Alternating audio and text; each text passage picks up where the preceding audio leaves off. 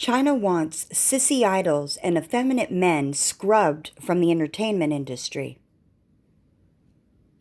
The Chinese government's crackdown on the tech and entertainment sectors have now turned to sissy idols, effeminate men, and all things overtly entertaining.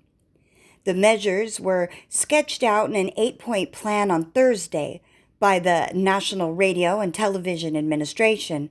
It called for further regulation of arts and entertainment shows and related personnel.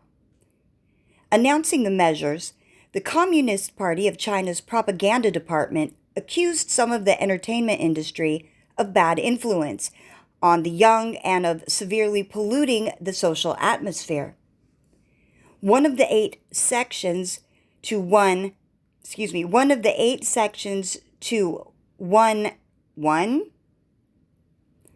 Well, how does one read that right there? One of the eight sections to one boycotting being overtly entertaining. I found that entertaining that I couldn't get that sentence right. Explained the need to put more emphasis on traditional Chinese culture, revolution culture, and socialist culture. It said that the authorities will establish a correct beauty standard and boycott vulgar internet celebrities. I know, sad there. They have lists of hairstyles that you're allowed to choose from. Wow. Anyways, it also called for Chinese media to spread more positive values and for trade associations in the television and internet entertainment sectors to provide more training and self-discipline. The guidelines also called for the marginalization of people who have broken laws and whose past behavior have gone against public order and morals, and for bans on idol audition shows. In a repetition and strengthening of past edicts, the guidelines also called for a ban on huge celebrity paychecks. Wait, that's not what it said. It should have, though. It should have said paychecks. Huge celebrity pay packages. Fake contracts which enable earnings to be disguised, and tax evasion. The new regulations suggest that China's leadership is in some ways, well, I just messed that one up again too. And I'm not even going to redo this because this is just what I do. I'm not the best reader, you guys, so bear with me. This is actually one of my fears. Reading out loud is an actual fear of mine. Yes, it is. And I'm facing that motherfucker. Yes, I'm facing it. The new regulations suggest that Chinese leadership in some ways wishes to turn back the clock to a simpler and purer socialist era, perhaps a more self-reliant one that is more driven by command economy concerns and it's less capitalistic.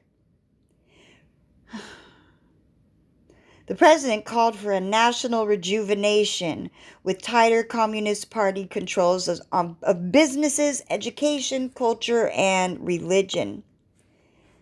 That has implications for, among other things, the import of foreign entertainment content. Hollywood films are this year struggling to get release in China.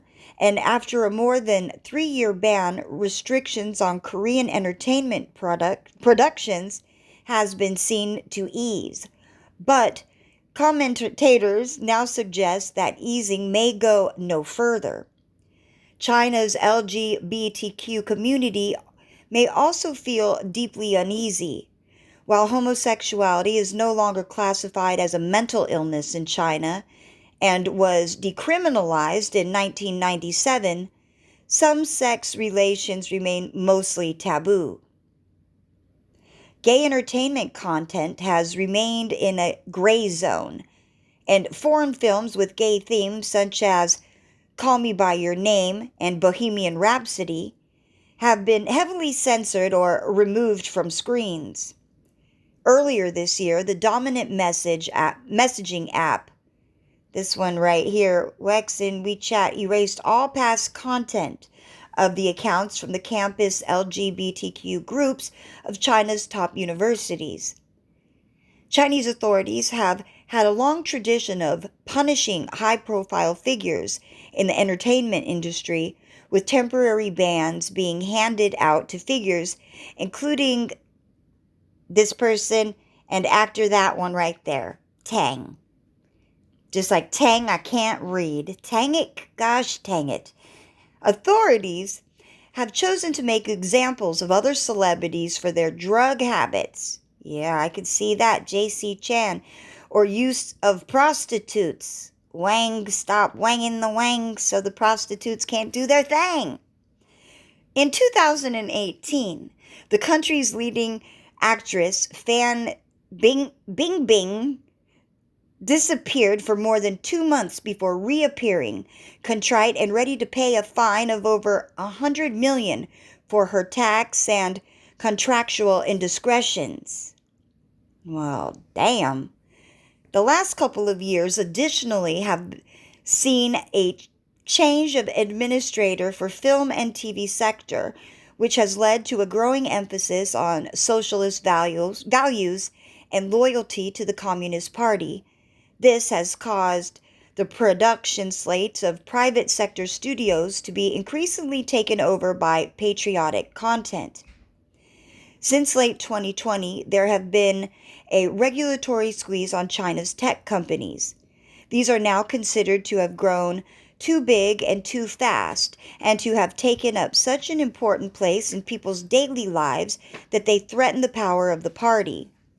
The two trends, the moralistic stance against non-socialist behavior and the crackdown on the tech sector, are now coalescing and have deep impact on companies such as Alibaba and Tencent that are not only China's top entertainment and tech players, but are also some of the largest gaming and streaming companies in the world.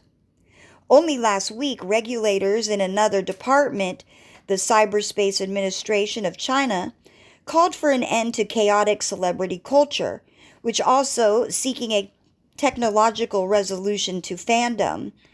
It proposes limits on recommendation engines and referral algorithms used by games, streaming, and social media companies. High-profile and wealthy individuals, too, are at risk. In recent days, top actor and billionaire investor Vicky, this one right here, was scrubbed from the Chinese internet without explanation. Maybe because they couldn't say her name, because I sure couldn't, so I had to skip that. Sorry, guys. She has had minor run-ins with authorities in the past and may now have been caught out over, yes, I was right, caught out over her past association with Jack Ma, the founder of Alibaba, who has spectacularly fallen from grace. Just, wow, okay.